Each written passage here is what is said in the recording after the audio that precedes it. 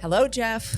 Welcome, everybody, to the Jeff and Jamie feed. We are so glad you're with us today. We have a great topic we're talking about. We often talk about farms on here because we are heavily threaded in the produce. Is that where all the food comes from? That's where the food comes from. It doesn't just appear out of a truck, Jeff. It actually comes from farms. And we're always looking for ways to work better with our partners. I mean, right now we're in the midst of hopefully setting up ongoing calls with the Fresh List team and our chefs to try to coordinate and communicate. I am so looking forward to that because we'll go into this. But when we first met with our guest today, Tim Belk, he blew my mind with how far away we get our food from. Right. It is astounding. So I think whatever initiatives we can do, starting that communication with our local farmers and our chefs, and not just for us, but for the whole chef community in Charlotte, I think is a wonderful direction.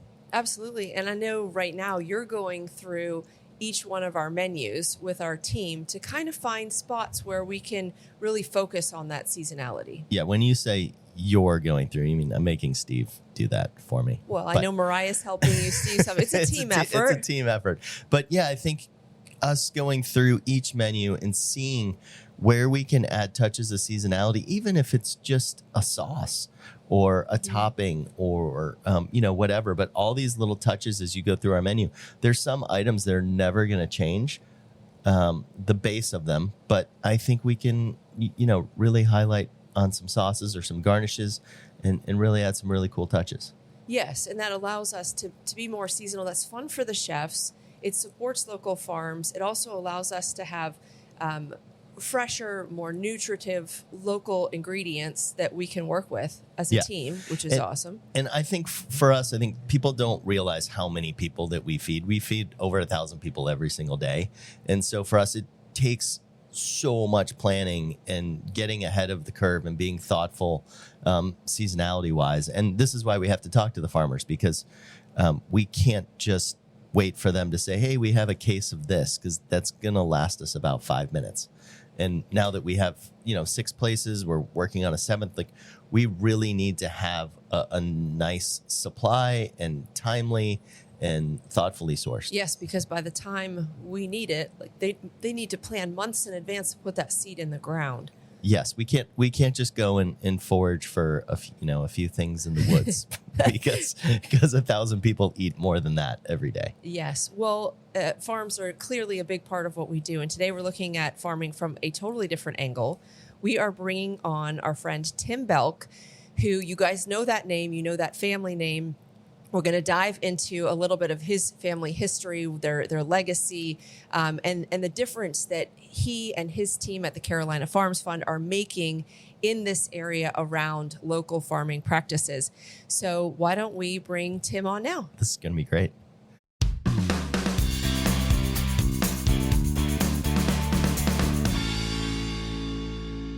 Well, welcome on, Mr. Belk. We're so glad to have you here. And you don't want me to call you Mr., do you?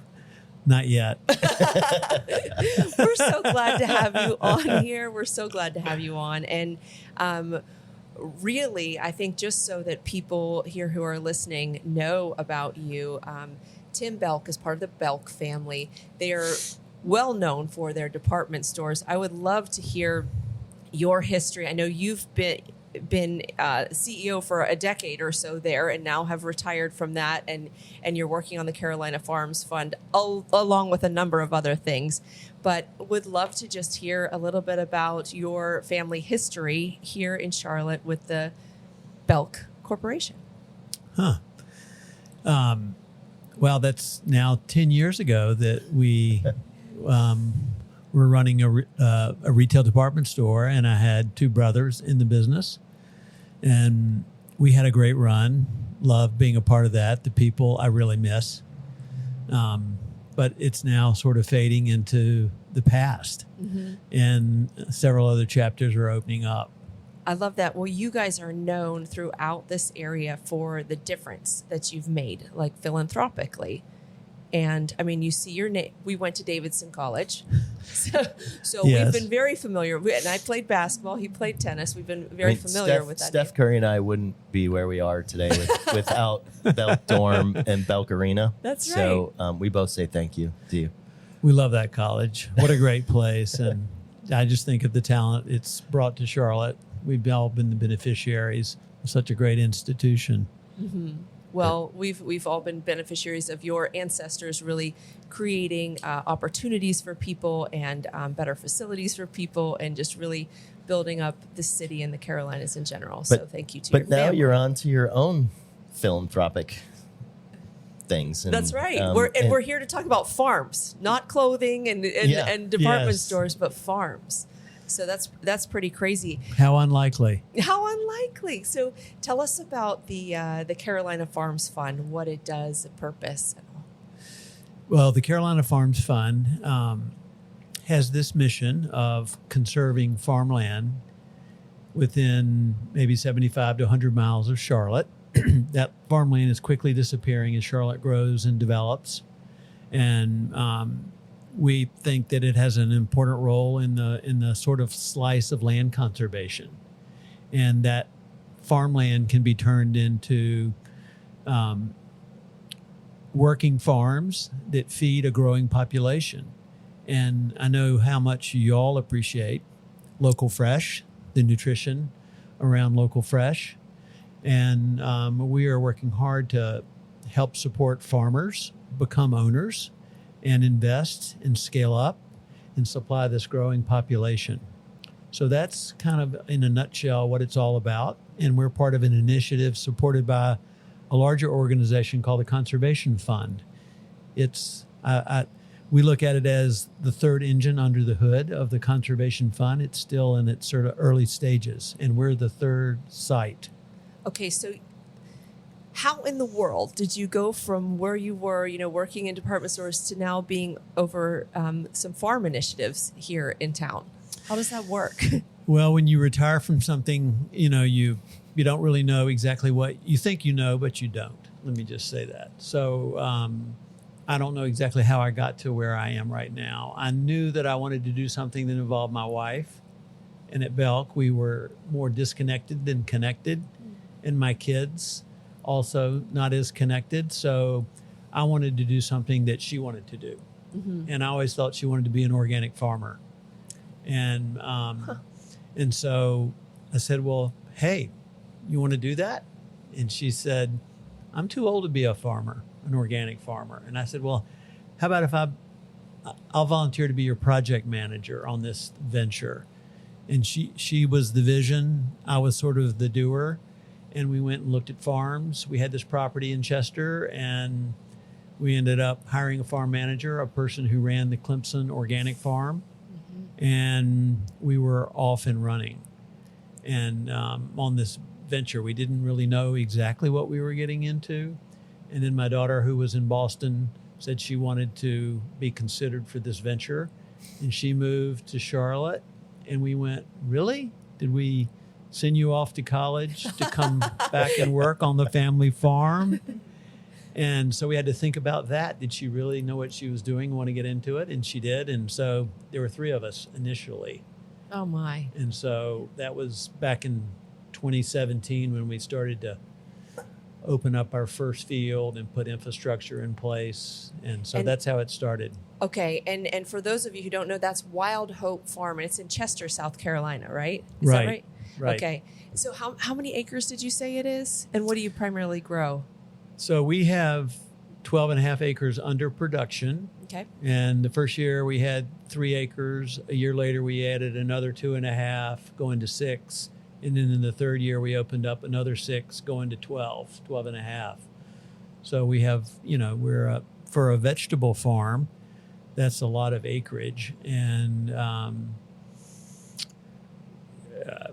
it's hard to explain how many vegetables can come off of 12 and a half acres. But I think that's one of the things that blows my mind every time, especially when I visit your farms, where I think you guys, being close to the city, are much more conscious of like consolidating and using smaller parcels of land extremely well. Because you can get a lot out of land if you take care of it. incredible amounts that you guys produce out of a few acres. Yeah, we our half of our distribution goes to a farm share, to a CSA farm share, and we have about 450 members who buy a box of vegetables weekly from us, and so variety is important if you're a farm share farm. Yeah, you don't want to get this same thing every Yeah, week. people want the staples, they want the lettuce, but they also want the variety. So we have 50 different types of vegetables that we grow. People want lettuce. So we have a joke. He always wants a salad. We always say he's craving a salad, but we know that's not really the case. You know about that. Yeah, Jeff and salads. But so organic is a whole other ballgame. Like, how are you actually? How different is it from doing just a farm? You know, does that create a whole bunch more challenges? Well, that's a big open question, and it's one of the questions we faced early on is, what does certified organic mean? Mm-hmm. What does permaculture mean? What does biodynamic mean? And I'd say the simple way of thinking about it is, if you get to know your farmer, you get to know how they treat the soil and how they treat the vegetables on the soil, and what are their practices? What chemicals do they use? Are they healthy?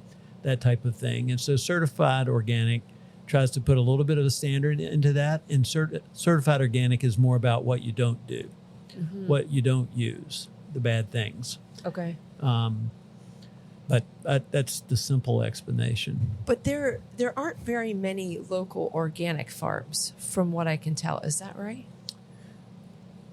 I'd agree with you. It's surprising how few certified organic there are. And some people don't want to go through the hassle of certifying themselves. They're doing the practices, and there are a number of farms around here.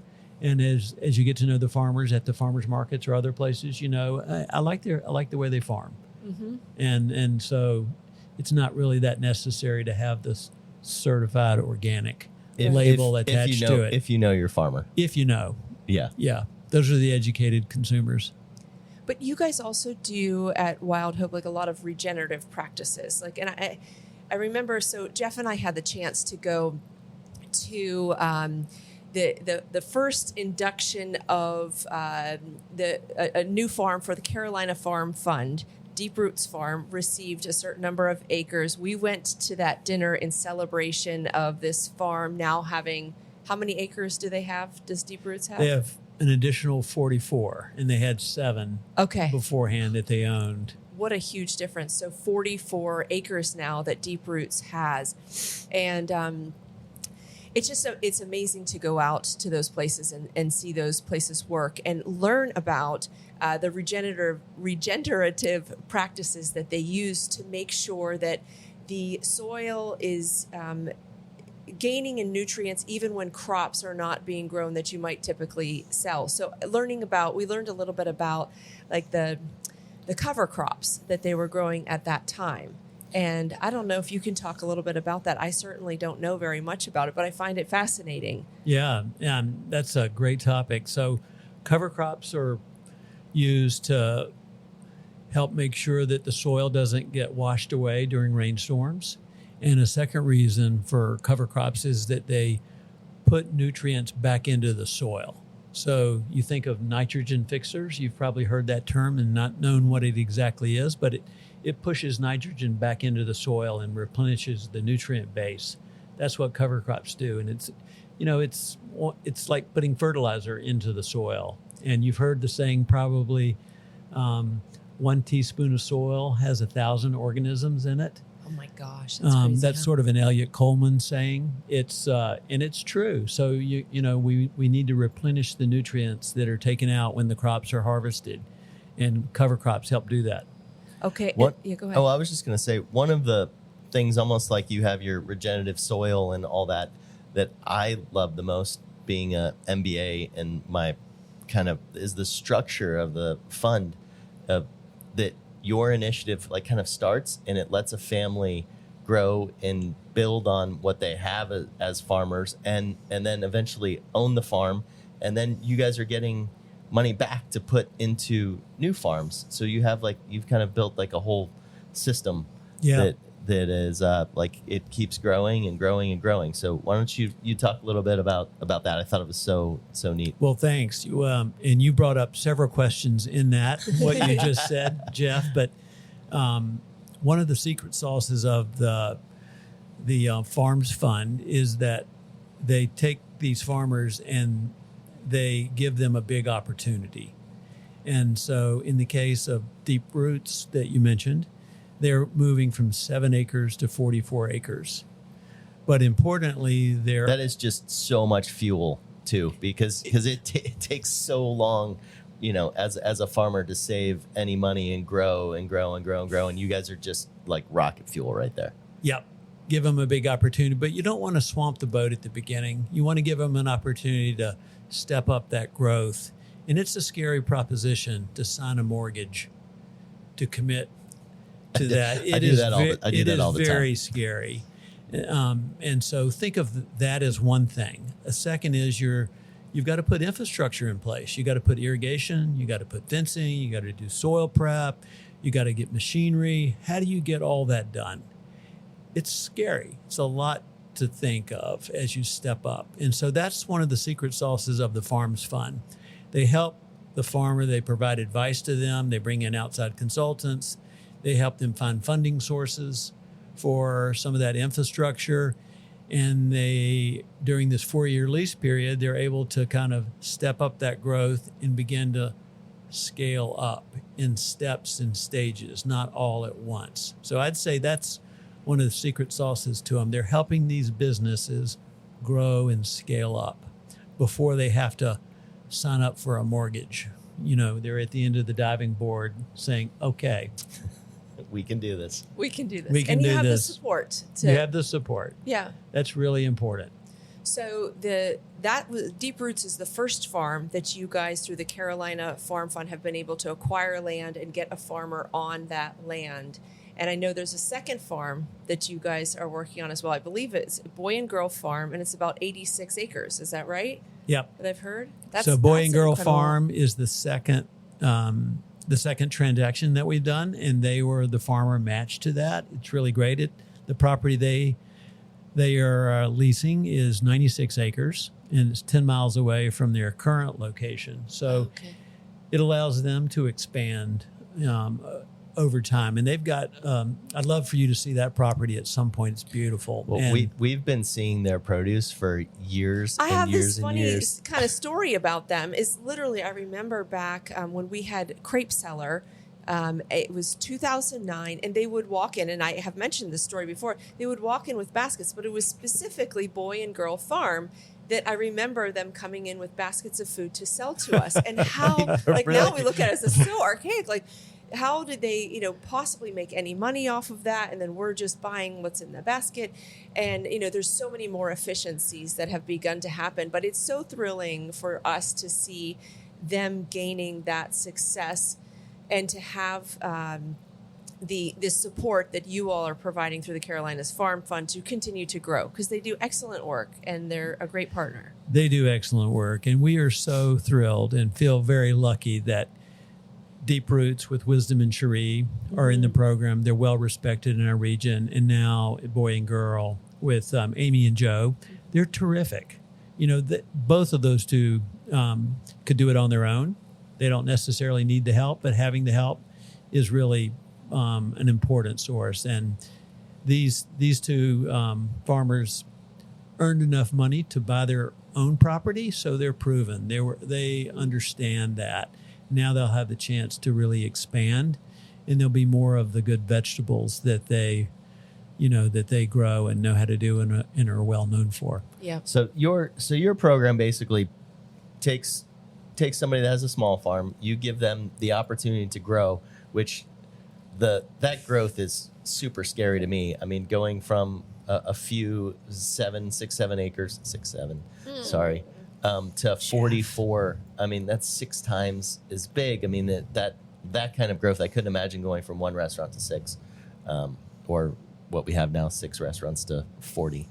That would be crazy. So you're basically implementing a huge amount of growth and letting and helping them do that. And then that's just basically putting them in a spot where they can go get their own mortgage, their own funding. And then some of that money then comes back to you guys so that you can do another farm. So think about it. They pay rent money on the acreage they have for 4 years. They get help during that period if they want it. And then at the end of that period, in year 5, they put a mortgage payment down. And when they put that down payment down, they basically they are able to buy the farmland at a discounted price by the value of the easements. When the land is conserved, because you're putting it in conservancy. Yeah. So on average, if it's $1 million piece of property, on average, the easements would be worth half of it. So the public easement money provides half that money, and the farmer repays through the bank loan to the conservation fund the other half. And so that $500,000 would go back into a revolving fund and would be used to go buy another property somewhere and support another farmer getting into business. And so that's how this thing works. Mm-hmm. So what's the value of having these farms closer to Charlotte, like closer to a metro area? Why not have them like an hour away? Why are you all fighting to have the food supply closer?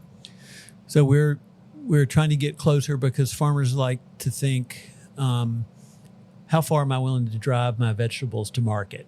Mm-hmm. And so that's how we pick 75 to 100 miles from the city. There's no magic number there. It's generally how far is a farmer willing to drive in to this market. And that's, basically for farmers markets or for a CSA like you guys have. Yeah.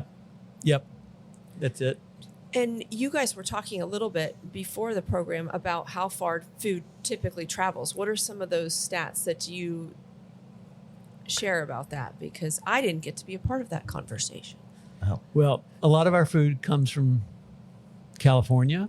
You know, that's the largest producing state. So it's older when it gets here, and it's more expensive when it gets here. And so if we can begin to find ways to supply this growing population with food that's grown right nearby, that's a big win. It's much more nutritious because food begins to degrade right after it's harvested, and each day that's added, it some of the nutritional value decreases. So in the case of Wild Hope, our food is served up 2 days after it's harvested. Yeah, Tim, that's great. You would have loved last night. We had dinner, and our 14-year-old has just this small patch of a raised garden outside and a few little planters, and he went and picked his carrots. He had 4 carrots. 4 carrots that he love planted that. a year ago. Not a year ago. Well, whatever. He planted 5 months ago. many months ago, and he planted these carrots, and he's meticulously, taking the tops off. So he used every piece of the carrot too. He made pesto. We've taught him how to make carrot top pesto. Can we hire that boy? I know. I think so, because he is just absolutely loves it, and he even will grow plants to the point of being able to pull off the seeds. One of the neighbors, I love it. One of the neighbors too came in when he's doing this, and the carrots obviously are full of dirt. And then neighbors like, what's wrong with that carrot? Because it just came out of the dirt. It just hasn't been washed off yet. Like it was like blowing the kid's mind. What's wrong with that carrot? That's what he said. I love that. He said. But it was pretty awesome. So nobody got. How old is he? He's 14. So, 14. Wow. yeah. Okay. But he's quite the farmer. He's on it. We got him some heirloom seeds for Christmas. That's right. All the stuff that I wanted. I love that. When you were talking before, there was one word that you were talking about, food from California as it comes this way. Of course, it's losing nutritive value, but you also said the price of it. And of course, there's the price monetarily, but there's also just the carbon footprint and all of that. But I thought the one word that was probably a big buzzword for that guy over there was expensive. Because we're always trying to fight to keep our food costs low. And that's something that, is a word that certainly resonates with us in terms of running a more successful, more profitable business too.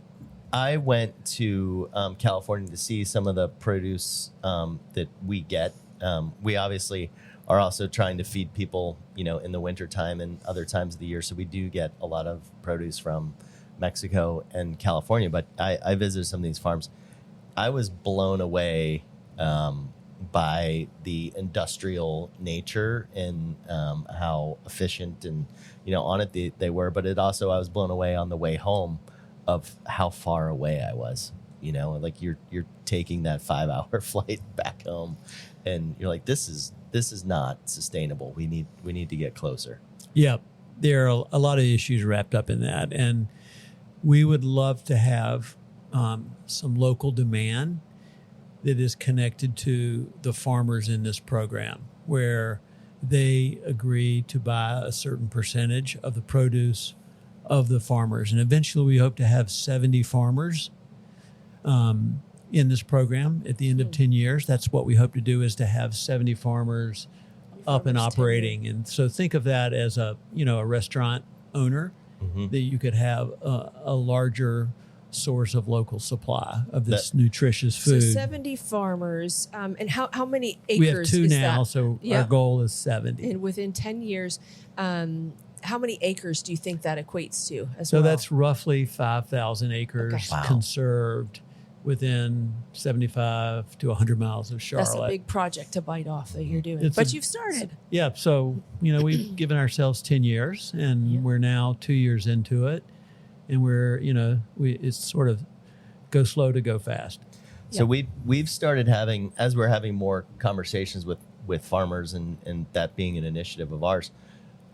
One of the first things that has come to our attention is Charlotte is very much like New York City. In the summertime, no one's here. In New York, everybody's in the Hamptons and traveling, and same in Charlotte. You learn pretty quickly who has a mountain house and a beach house, because they are not here. They're gone.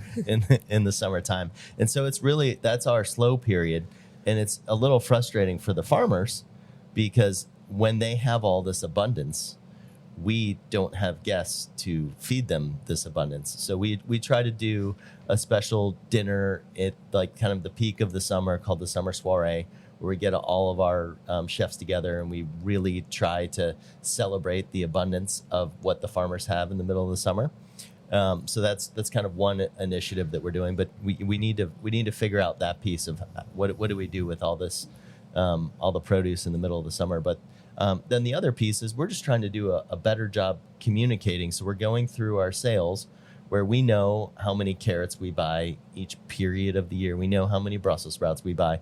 And normally these are purchased in more of a commodity situation, but there's no reason why during certain months of the year, when those things are in season, that we can't guarantee to buy 20 cases of carrots, per week, and kind of match those things up and really get smarter and plan better with our produce, that we can. I don't think we can shift 100% of it, but maybe, we can start by shifting, 20-30% of it local throughout the year, and doing a good job, and almost guaranteeing, hey, if you have Brussels sprouts in February coming up, that we can take all of them.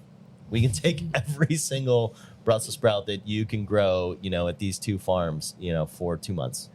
Jeff, I do think that Charlotte's at the beginning of something really big and growing, and our restaurant life seems to be in a really good place. And I would hope that we could have, our biggest issue is that we don't have the supply we would like here. And even though we're at Wild Hope operating an organic farm, and you could take the point of view, do we need more? Are we going to just bring in more competition of organic farms here? I think that's not the issue. There is a lot of demand out there.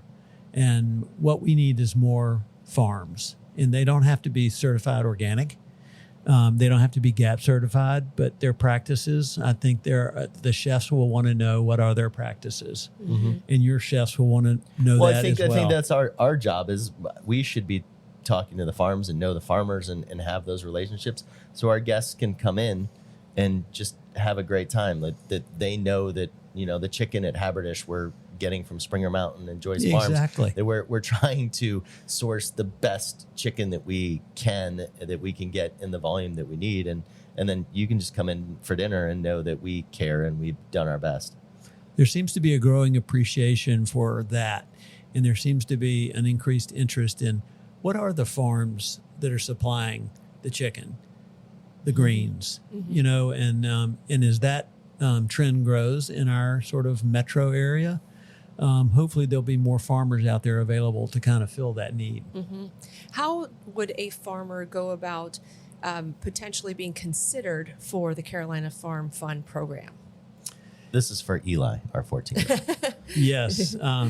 So word of mouth, as you might think, as you think through it, is the way farmers get their information. They want to talk to somebody that they know and trust. Mm-hmm. And are they going to be speaking the truth to them? What's it really like? So if you get people like Deep Roots or Boy and Girl Farm doing it, other farmers are going to go, oh, they're doing it.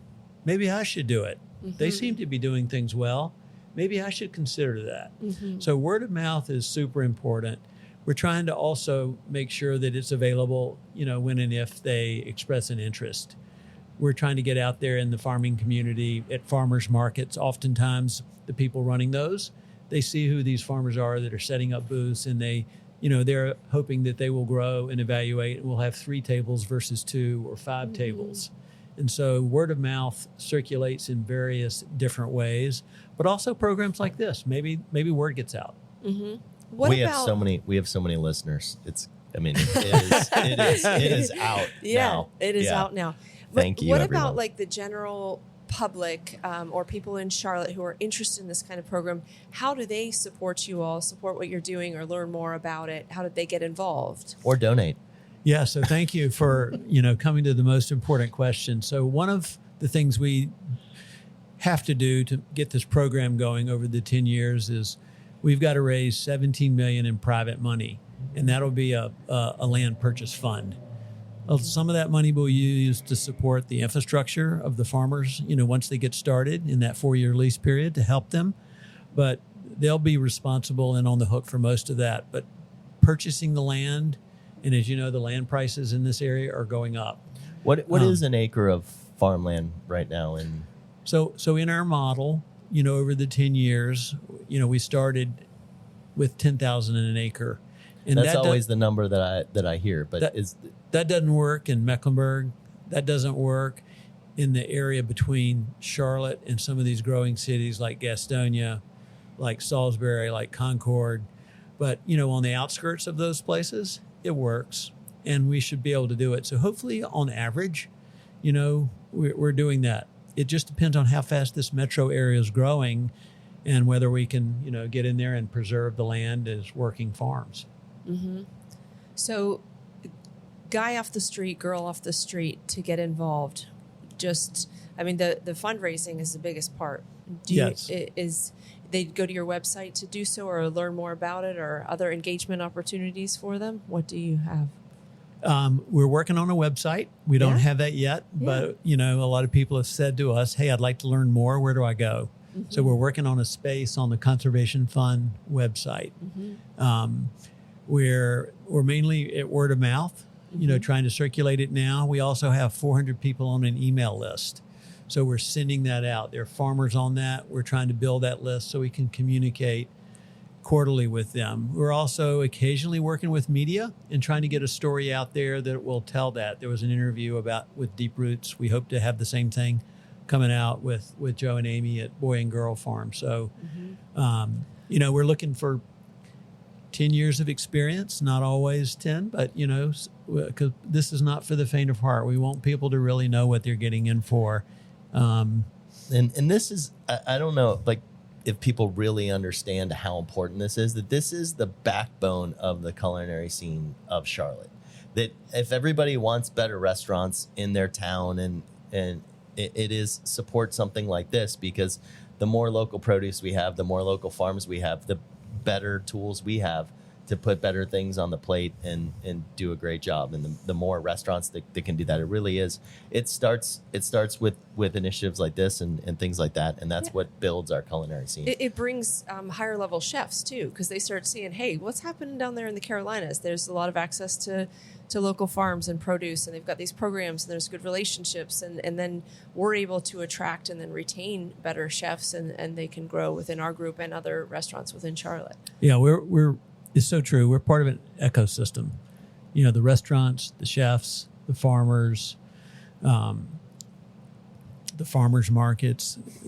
We're connected, and I think we have winds at our back. We have a growing metro area, right, and that should be a plus for us. I'm excited about that part of it. And to me, hitting a farmer's market, and you don't even really need to know how to cook. You can go to a farmer's market, buy some stuff that you think is cool, watch a few YouTube videos, and make yourself a meal. Like to me, that is an awesome weekend. Is like pick up something cool that you've never worked with before, you never cooked before, open a bottle of wine and see how it goes. Prickly pear margaritas. Yum. Well, thank you so much for joining us today. It has been just an absolute pleasure to learn more about Wild Hope Farm and then also the Carolina Farm Fund and a little bit about you too. So we're so glad to have you, and thank you for all that you're doing here in Charlotte in this area. It's awesome. Thank you. Yeah, enjoyed it. Thanks.